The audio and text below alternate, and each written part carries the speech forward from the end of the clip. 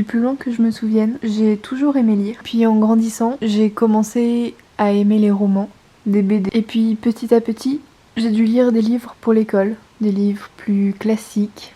Et je pense que le développement des écrans, des jeux vidéo, et mon entrée au collège, et le fait que je sois forcée à lire des livres que j'aimais pas forcément, m'ont un peu détournée de ma passion de la lecture. Et j'ai petit à petit complètement arrêté de lire. C'est seulement il y a environ 2 ou 3 ans que je m'y suis remise. Tout d'abord avec des livres un peu développement personnel parce que c'était vraiment la tendance. C'est une période où je me suis un peu passionnée pour tout ce qui était witch, sorcière. Alors je me suis mise à lire, mais c'est parce que c'était des choses que j'aimais. Il y a 2 ans, on m'a conseillé un livre, un roman, que j'ai adoré. Et je me suis dit, mais pourquoi pas me remettre à la lecture, cette chose que j'aimais tant auparavant. Et c'est grâce au BookTok sur TikTok que j'ai pu me renseigner sur plein de genres, plein d'auteurs, plein d'autrices et plein de styles différents. Malheureusement, comme vous pouvez voir, ma bibliothèque est plutôt vide et il y a une raison à ça. Déjà, je vends beaucoup, si vous avez vu ma dernière vidéo, je vends beaucoup sur Vinted.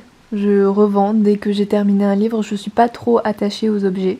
Mais surtout, depuis environ 1 an, et parce que les livres ça coûte très cher, j'ai décidé de me faire une carte de médiathèque. Et c'est comme ça que je me suis mise à lire beaucoup plus de livres. C'est donc comme ça qu'on se retrouve aujourd'hui et que je me suis dit que j'allais faire des vidéos de temps en temps sur un peu des revues livres que j'avais lues à la bibliothèque.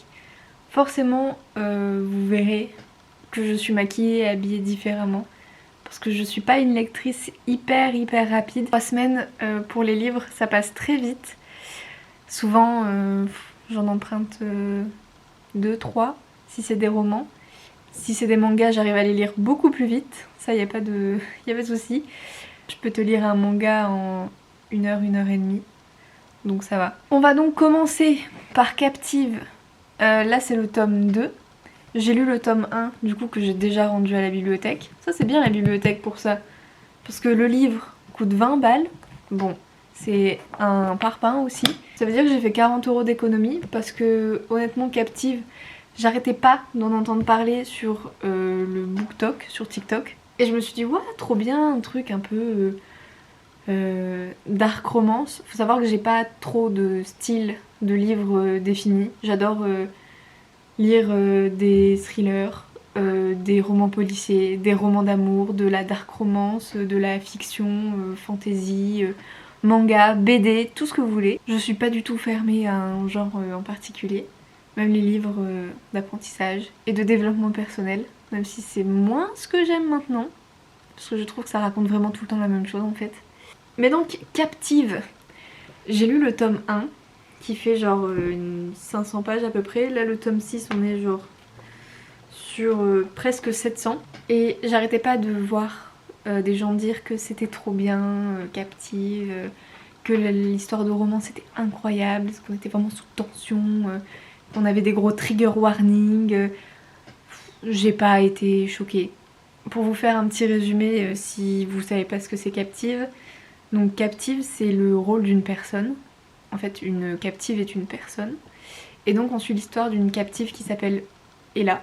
Donc elle a pas eu de chance, on sait dès le début du roman qu'elle est dans un réseau un peu de trafic d'humains où elle se fait régulièrement utiliser par des hommes de manière abusive, d'où peut-être les trigger warnings, même si moi ça me choque pas trop. Et voilà, et donc en fait normalement le rôle d'une captive c'est d'aider des réseaux de trafiquants de drogue et d'armes du pays, donc des États-Unis, de les aider, de les informer, d'être un peu sous couverture, d'être un peu genre comme une espionne, voilà, mais embauchée pour un réseau. Et donc elle était pas du tout dans son rôle, enfin ce n'était pas le bon travail, elle n'est pas une captive, elle était une prisonnière plutôt. Et donc elle se fait racheter par un réseau et elle devient la captive d'un autre mec. On se doute de ce qui va se passer avec ce mec. Bref, dans le tome 1, c'est juste le développement des prémices de leur histoire d'amour. C'est-à-dire qu'au début, ils se détestent. Attention si je dis des spoilers et que vous l'avez pas vu. Au début, ils se détestent. Et puis petit à petit, relation de haine à amour. Hater to lover pour le BookTok.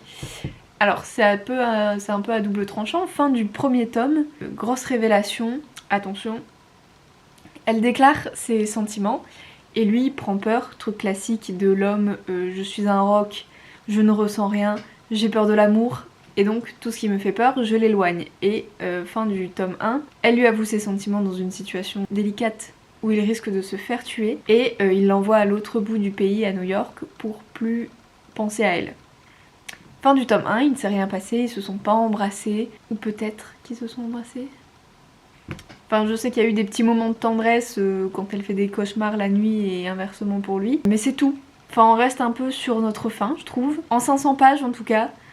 Voilà, après il y a quelques histoires d'espionnage, c'est pas du James Bond du tout. Premier tome, on reste vraiment sur notre fin. Il y a un tome 1,5 avec une histoire secondaire d'amour entre le cousin du gars dont elle est amoureuse et une fille de son lycée, son école, un truc comme ça, enfin quand il était plus jeune. Ça m'a pas intéressé, le perso m'a pas intéressé, donc je n'ai pas lu le tome 1,5 parce que je me suis dit si c'est encore 600 pages à me taper le cul pour qu'il se passe un truc. Donc dans le tome 2 là c'est tout le contraire, tout se passe extrêmement vite. Les premières pages c'est elle qui se dit ah là là je l'aime toujours, quel connard, ça fait 1 an il m'a pas parlé, parce que le tome 2 c'est 1 an après. Et lui il est là en mode non je ne l'aime pas, mais secrètement à chaque fois qu'il fait un truc il est là oh, je pense à elle, oh, tout ce que je fais me fait penser à elle. Et puis il apprend qu'elle se rapproche de son voisin qui est son cousin à lui qu'il déteste et il va péter un câble, il va revenir et d'un coup il va lui dire ok c'est bon je te reveux. Et donc ils ont une relation pendant presque les 3/4 du livre où c'est comme s'ils étaient ensemble. Ils s'embrassent, ils dorment ensemble, ils se font des câlins, un petit bisou sur le front, truc mignon. Donc voilà, la relation est déjà établie. Elle, petit à petit, elle lui pardonne du fait qu'il ne lui a pas donné de nouvelles pendant 1 an. Et puis, spoiler alerte, ils finissent par sortir ensemble et avoir des enfants. Voilà. Est-ce qu'on aurait pu résumer en moins de pages ? Oui. Ça se laisse lire, mais franchement, pour un parpaing pareil, on aurait largement pu enlever des pages et des chapitres. Voilà, je trouve pas que ce soit du tout le banger de l'année comme plein de gens le disent. Ensuite, nous passons au manga. À ce manga. Je vais chercher le dernier que j'ai et que je viens de terminer. C'est pour ça que je vais aller rendre mes livres à la bibliothèque pour emprunter la suite. J'ai regardé l'animé qui était cool, ça va. Très dommage que ce soit que sur un seul arc. Et donc je voulais en savoir plus. Qu'est-ce qui se passe après avec cette marque et les God's End et tout ça quoi. Je veux savoir.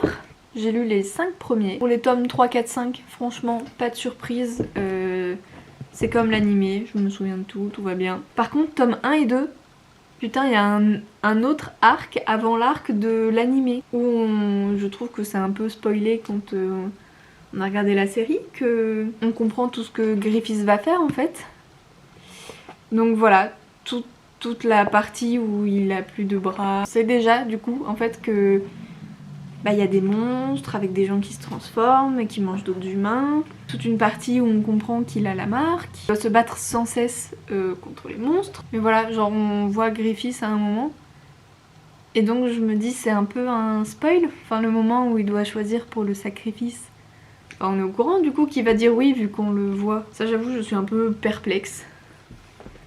Si vous pouvez me dire, peut-être que c'est moi qui me trompe. Parce qu'écoutez, je commence dans le monde de l'animé et du manga.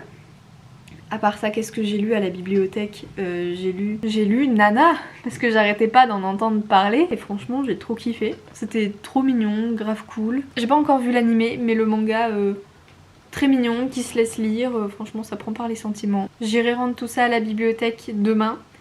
Je verrai s'il y a les autres tomes de dispo pour Berserk. Sinon je les commanderai et puis ils arriveront à la bibliothèque. Quand j'aurai d'autres lectures, je reviendrai vous débriefer et vous dire ce que j'en ai pensé. On est de retour pour parler du dernier livre que j'ai terminé. Un livre pas des moindres déjà. L'ombre d'Adeline de H.D. Carlton. Écoutez, déjà pour que vous compreniez un peu le contexte, quand j'ai acheté ce livre, il était à Cultura sous blister. Ok. Grosse controverse sur ce livre. Premier truc que je fais en le commençant, donc j'ouvre les pages de manière tout à fait classique. Et je vois qu'il y a un max de trigger warning sur, je vais pas tout vous dire, mais des abus, relations non consenties, stalking, détournement d'enfants, tout ça. Donc ce pourquoi le livre est donc sous blister. J'ai vu pas mal de controverses aussi sur TikTok, plein de gens qui ne veulent pas lire ce livre pour le bien de leur santé mentale. Mais vu que moi je sais que c'est un livre et que je m'en fous un peu de à quel point le livre peut être fort ou pas, j'ai décidé de l'acheter et de quand même le lire parce que ce livre n'était pas disponible dans les bibliothèques. Et donc là je l'ai terminé. Pour vous résumer un petit peu, c'est une autrice qui se fait stalker par un mec, parce que ce mec l'a croisé une fois dans une dédicace pour un de ses livres, et ce mec est directement tombé amoureux d'elle, et il s'est dit je vais la forcer à être amoureuse de moi par tous les moyens possibles. Va-t-il y arriver, oui ou non? On verra. Je pensais pas qu'il allait avoir un tome 2, même s'il marquait livre 1 sur la couverture. Mais donc la fin est bien sûr... Enfin, on sait qu'il va y avoir une suite.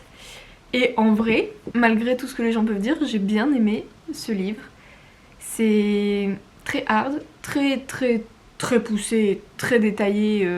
Voilà, c'est de la dark romance, donc quand il se passe ce qui se passe, ça dure sur plusieurs dizaines de pages parfois. Voilà, après j'ai pas été choquée, je sais que c'est un livre. Mais en effet, si des gens ont vécu des choses un peu traumatisantes ou compliquées, je peux comprendre que ce soit dur à lire. L'histoire un peu secondaire, disons, parce que le mec, donc pour ce qui est détournement d'enfants et tout ça, en fait le mec est plutôt cool sur ce côté-là. Enfin genre, comment dire ça sans que ça paraisse bizarre. Le mec sauve en fait des enfants qui sont destinés à du trafic. Donc voilà, il n'est pas que 100% mauvais. Donc je ne sais pas si le 2 est déjà sorti ou si le 2 va sortir. Je pense qu'il n'est pas encore sorti. Après, je crois que j'ai lu un autre livre aussi, mais un livre de la bibliothèque que je n'ai plus en ma possession, attendez. Pour suivre un peu tout ce que je lis, je traque tout dans Notion, je note tout ce que j'ai envie de lire, et donc je répertorie tout ce que j'ai déjà lu, tout ce que je dois acheter, qui n'est pas disponible en bibliothèque, et tout ce que je dois emprunter à la bibliothèque. J'ai continué aussi bien évidemment Berserk, tome... je sais plus à combien je m'étais arrêtée. Là en 2 jours j'ai lu tome 8, 9, 10. Je pars en vacances bientôt donc je vais pas aller chercher d'autres tomes à la bibliothèque. Surtout que ce manga est très bien, franchement, grosse kiffance sur ce manga. Mais surtout il est très demandé à la bibliothèque, donc je suis obligée à chaque fois de le réserver et d'attendre que ce soit mon tour. Sinon j'ai lu Twisted Love, que je n'ai plus en ma possession, donc c'est ce livre. Là il y a un livre de romance qui est franchement hyper cool aussi, putain j'enchaîne que les livres banger. Pour faire un petit résumé vite fait, il s'agit d'un mec qui s'appelle Alex, qui est le meilleur ami d'un mec, et ce mec a une sœur, et le meilleur ami doit partir en voyage humanitaire et donc il demande à son meilleur pote de veiller sur sa petite sœur. On se doute un peu de ce qui va se passer. Mais donc voilà, c'est un peu leur histoire, petit plot twist dont on s'attendait un petit peu, c'est pas non plus... Voilà, petit retournement de situation mais qu'on voit bien venir au vu des histoires d'avant. Mais là c'est bien, c'est un livre court, plutôt simple. La relation ne vient pas trop rapidement et en même temps on n'est pas à attendre 500 pages pour qu'il se passe quelque chose entre les deux protagonistes. Donc plutôt sympa, franchement rien de plus à dire, c'est efficace, le perso est un peu dark et tout ça, moi j'aime bien. Voilà, je pense que c'est à peu près tout ce que j'ai lu pour le moment, mes prochaines lectures. Je sais pas encore ce que je vais lire prochainement.